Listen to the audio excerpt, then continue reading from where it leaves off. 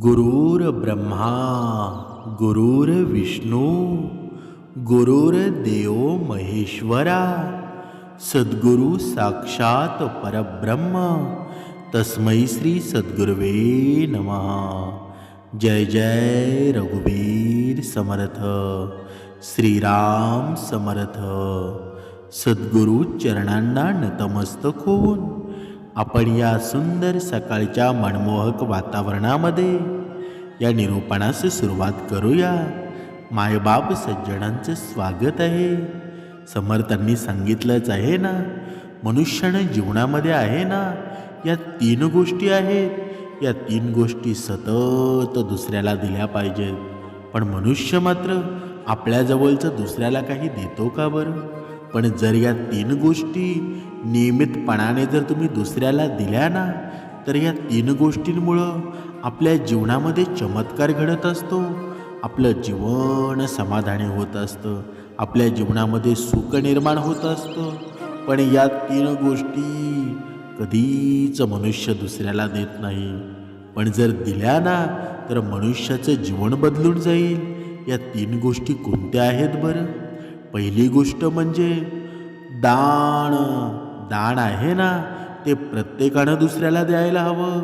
कारण दानानं मनुष्याच्या जीवनामध्ये सुख निर्माण होत असतं। जो दानी आहे ना, त्याच्या जीवनामध्ये धनसंपत्तीची कधीच कमतरता नसते। आपण कर्णाला पाहिलं असेल की कर्ण एवढा दानी होता ना, की नव्हे आपलं शरीर द्यायला सुद्धा कमी पडला नव्हता। म्हणजे एवढा ज्ञानी तर आपण नाही आहोत, पण निदान आपण जे जेवण करतो ना, आपल्या ताटातला एक घास तरी आपण दुसऱ्याला देऊ शकतो। एवढे तर आपण श्रीमंत आहोत ना। म्हणून पहिली गोष्ट म्हणजे मनुष्यानं दान दुसऱ्याला द्यायला हवं, दान करायला हवं। दुसरी गोष्ट म्हणजे दुसऱ्याला मान द्यायला शिका। जर आपण मान दुसऱ्याला दिला ना, दुसऱ्याचा सन्मान केला, तर आपला देखील सन्मान कोणीतरी करणार आहे, आपल्याला सुद्धा मान कोणीतरी देणार आहे। पण मनुष्य मात्र दुसऱ्याचा तिरस्कारच करायला लागला ना, तर आपला पण समोरचा तिरस्कार करेल ना। म्हणजे एखादा वडीलधारा मनुष्य आहे, जर त्याला आपण आहोजाहो केलं नाही, त्याला आपण रिस्पेक्ट दिला नाही, तर आपल्याला त्याच्याकडून मान भेटेल का बरं? आपल्याला त्याच्याकडून रिस्पेक्ट भेटेल का बरं? म्हणून आयुष्यामध्ये आहे ना, दुसऱ्याचा सन्मान करायला शिका, दुसऱ्याला मान द्यायला शिका। आता तिसरी गोष्ट म्हणजे प्रत्येक मनुष्यानं दुसऱ्याला ज्ञान वाटायला शिकायला हवं। पण मनुष्य मात्र ज्या गोष्टीमध्ये आपला फायदा असेल ना, ती गोष्ट मात्र कुणालाच सांगत नाही, कारण त्याला आपला स्वतःचा फायदा करायचा असतो। पण हे ज्ञान आहे ना, जर तुम्ही दुसऱ्याला दिलं ना, तर आपल्या ज्ञानामध्ये सुद्धा फरक पडत असतो। आपल्या ज्ञानामध्ये सुद्धा भरपूर प्रमाणामध्ये साठा वाढतो ना। पण ते ज्ञान जर आपल्याकडेच राहिलं, तर ते ज्ञान एक दिवस गंजायला सुरुवात होतं। म्हणून हे ज्ञान आहे ना, ते दुसऱ्याला नक्कीच मनुष्याने द्यायला हवं।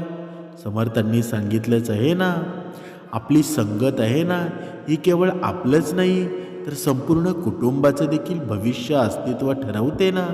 म्हणून आयुष्यामध्ये आपण संगतीमध्ये कोणाच्या राहावं, हे आपले कर्मच ठरवत असतात। म्हणून पृथ्वीवरचा राहणारा माणूस आहे ना, तो पैसा मोजतोय, काळ किती होता, आज किती वाढला, आणि या पैशातच मरून जातो। पण त्याला कर्म कशी करावीत ना, हे त्याला शेवटपर्यंत कळत नाही। पण वरती बसलेला माझा भगवंत आहे ना, तो हसत सर्व काही पाहत आहे। तो काय म्हणतो बरं? तो म्हणतो, माणसाचे मी श्वास मोजतोय, काळ किती होते आणि आज किती कमी झालेले आहेत। पण मनुष्य मात्र वेगळ्याच भावनेमध्ये जगतो ना, जो समजून घेतो आणि समजावून सांगतो ना, याच्यासारखं सुंदर नातं जगामध्ये दुसरं कोणतंच नसतं। पण आपण मात्र कधी समजतो का बरं? आपण कोणाचं समजून घेत नाही, आपण कोणाचं म्हणणं ऐकत नाही। मग आपल्या जीवनामध्ये दुरावलेली नाती निर्माण होतात, आणि दुरावलेली नाती निर्माण झाली की मनुष्याच्या जीवनामध्ये दुःखच येतं ना। म्हणून एक गोष्ट लक्षात ठेवा की पानाशिवाय झाडाला आणि संस्काराशिवाय व्यक्तीला काहीच किंमत नसते. तुम्हाला वाटत असेल की मला समाजामध्ये भरपूर मान आहे, मला भरपूर लोक मानतात, पण तुमच्या तोंडावर एक आणि नंतर एक बोलतात. जेव्हा तुम्ही ज्यांच्या बैठकीमध्ये बसता ना, जेव्हा तुम्ही त्यांच्या संगतीमध्ये बसता, जेव्हा तुमचे 4-5 मित्र असतील, जेव्हा तुम्ही तिथून उठून जाता ना, तेव्हा दुसऱ्या क्षणाला चर्चा तिथे तुमची असते. म्हणून जेव्हा झाडाला जर पानं नसतील ना, तर झाडाला शोभा आहे का बरं? आपल्याला हवासुद्धा मिळणार नाही. म्हणूनच झाडाला जेव्हा पानं नसतात ना, तेव्हा एखाद्या व्यक्तीला संस्कार नसतात. फक्त शिक्षण घेऊन चालणार आहे का बरं? संस्कार नसलेला व्यक्ती आहे ना, तो कुणाच्याच भल्यासाठी नसतो, त्याचं तो वैयक्तिक आयुष्य जगत असतो. म्हणून आपल्या जीवनामध्ये संस्कार असायला हवे. संस्कारिक नसलेला व्यक्ती आहे ना, तो समाजाच्या काही कामाचा नसतो. म्हणून आपल्या जीवनामध्ये ज्याप्रमाणे भक्ती नसेल ना, तर आपलं जीवन काही कामाचं नाही. म्हणजेच हे समर्थ विचार आहेत. जर आपल्या आचरणात नसतील तर आपल्या जीवनामध्ये साक्षात्कार कधी घडू शकत नाही. म्हणजे जीवनात कधी दुःख आलं ना, तर आपले दुःख वेदना जगाला सांगत फिरण्यापेक्षा आपल्या घरातील जवळच्या व्यक्तीला आहे ना, अर्थात आपल्या पत्नीला किंवा पत्नीला सांगा. म्हणजे जेणेकरून त्या दुःखाचा बाजार मांडला जाणार नाही. पती आणि पत्नी हे सुख दुःखामध्ये आहेत ना, ते एकमेकांना आधार देतात, तेच एकमेकांचे साथीदार जन्मभर असतात ना. म्हणून आयुष्यामध्ये हे जे समर्थ विचार जर तुमच्या मनामध्ये निर्माण केले ना, तर तुमच्या जीवनामध्ये मीपणा कधीच येणार नाही. म्हणून मीपणा दूर ठेवा. विश्वास आपल्या पदरी जपला तर कधीच अपयश येणार नाही. दोघांनी एकमेकांवर विश्वास ठेवला, अहंकार जपला नाही, तर संसार सुखाचाच होईल ना. म्हणून फक्त स्वतःचा विचार करणारे लोक आहेत ना, ते फार थोड्या कालावधीसाठी प्रगती करतात, पण जे सर्वांचा विचार करतात त्यांची प्रगती कायमच होत राहते ना. म्हणून डोळे बंद केले म्हणून संकट कधी कमी होत नाही. डोळे बंद केले म्हणून कधी नामस्मरण घडतं का बरं? असं अजिबात नाही. हे नामस्मरण आहे ना, ते निर्मळ मन असतं, जिथे सर्व गोष्टी त्याच्या या मनामध्ये नसतात. फक्त भगवंताचं नामस्मरण असतं. त्याच मनाला प्रचितीसुद्धा येते ना. म्हणूनच समर्थांनी सांगितलंच आहे ना, आपल्या जीवनामध्ये संकटसुद्धा यायला हवी. म्हणजे संकट आल्याशिवाय आपले डोळे उघडत नाहीत. आणि राग आल्यावर थोडं थांबलं ना, आणि चूक झाल्यावर थोडं नमलं, तर जगातील अनेक समस्या दूर होतील. म्हणजे विज्ञानावर विश्वास चांगला आहे, पण त्याच्या कसोटीवर जे सिद्ध होत नाही ना, ते खोटं आहे असं म्हणणं चुकीचं आहे. जिथे विज्ञानाची प्रांत संपते, तिथून देवाची प्रांत सुरू होते ना. तुझं विज्ञानसुद्धा देवानेच बनवलेलं आहे. हे जेव्हा तुझ्या मनाला पटेल ना, तेव्हा तुला आधार मिळेल, तेव्हा तुझा भगवंताला तुला आधार मिळेल.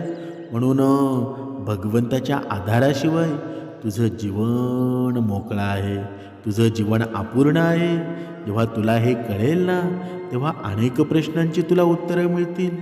म्हणून मनुष्याला अहंकार नसावा ना, फक्त समाधान असावं. या अहंकारामुळं मनुष्य 84 लक्ष योनी फिरत राहतो. मोक्ष मार्गावर चालायचा असेल तर मनुष्याला अहंकार नसायला हवा. कुणावरही अंधला विश्वास नको. जोपर्यंत आम्ही आहे ना, तोपर्यंत कोणीही तुमचं काही वाकडं करू शकणार नाही. मोहापासून सावध राहिलं पाहिजे. मोह हा मोक्षाच्या या वाटचाळीतील फार मोठी बाधा आहे ना. त्याच्या आहारी गेलं तर अधपतन निश्चितच आहे ना. म्हणून मोहाच्या मागे लागू नकोस. जर मोहाच्या मागे अडकलास ना, तर तुझ्या जीवनाचं आहे ना, कल्याण कधीच होऊ शकत नाही. तू अधोगतीला जाणार आहेस. जेव्हा आपल्याला समाधानाची शांत झोप लागते ना, तेव्हा आपल्याला एकटेपणा वाटत नाही. भीती वाटत नाही, तेव्हा समजावं की आपल्यावर त्याची कृपा झालेली आहे. त्याची म्हणजे कोणाची? त्याची म्हणजे भगवंत परमात्म्याची. आणि एकदा का त्याचा वरदहस्त लाभला ना की मग आपले आपण राहत नाही. त्याचं बोट धरलं की मग आता ना भगवंत नेईल तिथे आपण जायचं. विश्वासानं पुढला आयुष्यात मार्गक्रमण करायचं. हीच आपली आवड असली पाहिजे. पण मनुष्य मात्र भगवंतावर विश्वास करत नाही. मग भगवंताची प्रचिती तुला कधी येईल का? मनुष्य जीवनामध्ये भरपूर मोठी पापं करतो. एवढी महामोठी पापं करतो ना की त्या पापांच्या संगतीपासून तो बाहेर कधी आयुष्यातून येत नाही. मग आयुष्यामध्ये तुझ्या सुख निर्माण होणार आहे का? म्हणून व्यक्तीचा मृत्यू झाल्यानंतर आहे ना त्याच्या आत्म्याचा प्रवास नेमका कसा सुरू होतो याचं सविस्तर वर्णन आहे ना गरुड पुराणामध्ये सुंदर करण्यात आलेलं आहे. व्यक्तीला मृत्यूनंतर त्याच्या कर्मानुसार शिक्षा मिळते. म्हणजे वेगवेगळ्या धर्मग्रंथातील आहे ना या शास्त्रामध्ये, गरुड पुराणामध्ये, या 18 पुराणांमध्ये या व्यक्तीचा मृत्यू झाल्यानंतर त्याचा आत्मा कसा प्रवास करतो ना या प्रवासाचं संपूर्ण वर्णन करण्यात आलेलं आहे. नवे पृथ्वीवर जन्मलेल्या प्रत्येक व्यक्तीचा मृत्यू निश्चितच आहे ना. मग मीपणा काय आहे बरं? हा अहंकार कशासाठी आहे बरं? व्यक्तीचा जेव्हा मृत्यू होतो तेव्हा त्यानं आपल्या आयुष्यामध्ये कर्म काय केले आहेत, चांगले कर्म केले आहेत की वाईट कर्म केले आहेत, यावरून त्याचा आत्मा स्वर्गात जाणार की नरकात जाणार हे ठरवतं ना. म्हणजे जो व्यक्ती धर्माचं पालन करतो तो स्वर्गामध्ये निश्चितच जाणार आहे. या उलट जो व्यक्ती पाप करतो, जो व्यक्ती एखाद्याच्या जीवनामध्ये दुःख निर्माण करतो, एखाद्याला फसवणूक करतो, एखाद्याचा छळ करतो, हिंसा करतो, दुसऱ्याची संपत्ती हडपतो, स्वार्थी बनतो, असा व्यक्ती नरकात जात असतो. बघा गरुड पुराणामध्ये सुंदर वर्णन करण्यात आलेलं आहे. जेव्हा मनुष्य नरकामध्ये जातो तेव्हा तिथे त्याला त्याच्या पापाची शिक्षा मिळते. गरुड पुराणामध्ये या नरकाचं देखील वर्णन आहे ना. बघा या गरुड पुराणामध्ये आहे ना अशी 5 नरकं सांगण्यात आलेली आहेत. जिथे व्यक्तीनं विशिष्ट पाप केलं ना तर त्याला ती शिक्षा मिळत असते. म्हणजे पहिला नरकाचं पाप म्हणजे काळसूत्र नरक. बघा लक्षात ठेवा, ही जी माहिती आहे ना, हे जे काही वर्णन आहे हे पूर्ण गरुड पुराणामध्ये सांगण्यात आलेलं आहे. पहिला नरक म्हणजे काळसूत्र नरक. म्हणजे वृद्ध व्यक्तीचा अपमान करणारं या नरकात टाकले जातात. प्रचंड अहंकारी व्यक्ती असेल ना अशा लोकांना या काळसूत्र नरकामध्ये टाकलं जातं. म्हणजे या नरकामध्ये प्रचंड उष्णता असते. एवढी आग असते ना, ही उष्णता आत्म्याला सहन होत नाही, प्रचंड त्रास होतो. हे नरकाचे प्रमाण आहे ना या निरूपणामध्ये सांगण्याचं हेच कारण आहे की मनुष्यानं या महापापांपासून सावध राहावं, मनुष्यानं समर्थ मार्गावर चालावं. नाहीतर जीवनामध्ये आपल्या किती दुःख आहे बरं.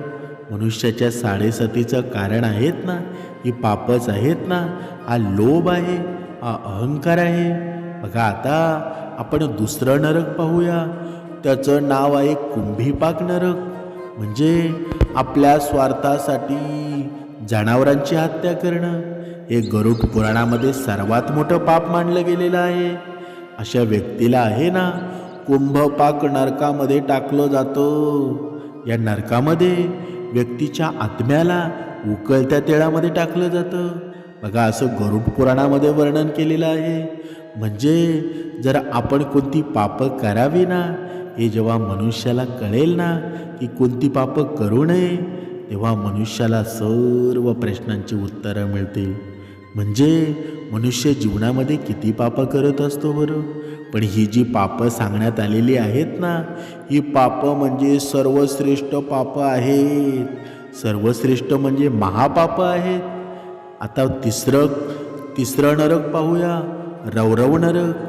या रौरव नरकामध्ये जे स्वार्थी लोक असतात, जे स्वतःच्या स्वार्थासाठी इतरांची फसवणूक करतात, अशा लोकांची रवानगी आहे ना, ती रौरव नरकामध्ये करण्यात येते. आता चौथं नरक पाहूया, अंधम मिश्रम नरक. जे या नरकामध्ये जे लोक येतात ना, बघा, जे विवाहबाह्य संबंध ठेवतात, अशा लोकांची रवानगी आहे ना, या अंधम मिश्रम नरकामध्ये केली जाते, असं गरुड पुराणामध्ये सांगितलेलं आहे.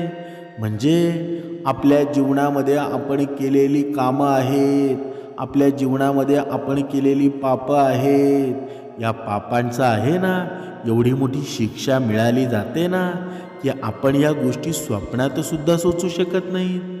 म्हणून आपण कोणती कर्म करताना आहे ना, ती शुद्ध कर्म करावी, सात्विक कर्म करावी.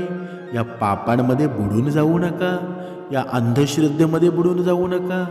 आता पाचवं नरक पाहूया, तमिश्रम नरक. जर तुम्ही एखाद्याची फसवणूक करून त्यांची संपत्ती हडप केली तर तुमची रवानगी या तमिश्रम नरकामध्ये होते, असं गरुड पुराणामध्ये सांगण्यात आलेलं आहे ना. म्हणजे जी आपण ही 5 जी नरक पाहिली ना, त्या 5 नरकांमध्ये एवढी मोठी शिक्षा दिली जाते ना, की मनुष्य जीवनामध्ये खूप दुःखी होऊन जातो. जो मनुष्याचा आत्मा आहे ना, या सर्व नरकामध्ये आपलं जीवन एवढं कोमेजून जातं की ज्यावेळी बघा प्रत्येकाला वाटत असतं की माझ्या मृत्यूनंतर मी मोकळा होऊन जाईल, पण खरी शिक्षा आहे ना, ती मृत्यूनंतर आपल्याला मिळते. हे आपल्याला कळतच नाही, कारण त्या गोष्टीचं आपल्याला ज्ञान नसतं. म्हणून आपण जोपर्यंत या मनुष्य जन्मामध्ये आहोत ना, या मनुष्य देहामध्ये आहोत, तोपर्यंत आपण चांगली कर्म करायला हवी. म्हणजे जर आपण इथे जर चांगली कर्म केली ना, तर नंतरचं आयुष्यसुद्धा आपलं सुंदर आहे. पण हे मनुष्याला कळतं का बरं? कधीच कळत नाही. मृत्यू जवळ येतो तरीसुद्धा त्याला काही कळत नाही. मग तुला कधी कळणार आहे बरं? मृत्यूनंतर कळणार आहे. मग तुझ्याकडं तेव्हा वेळ शिल्लक राहणार आहे का? अजिबात राहणार नाही. म्हणून भगवंताचं नामस्मरण घ्यायला तू कंटाळा करू नकोस. भगवंताचं नामस्मरण घ्यायला तू आळस करू नकोस. तुझ्या मनातील जी द्विधा भावना आहे ना, ती बाहेर काढ. भगवंताशिवाय तुला कुणीच नाही. जेव्हा वेळ येईल तेव्हा तुला कळणार आहे. समर्थांनी मनाच्या श्लोकांमध्ये सुंदर वर्णन केलेलं आहे. नको वीट माणू रघुनायकाचा,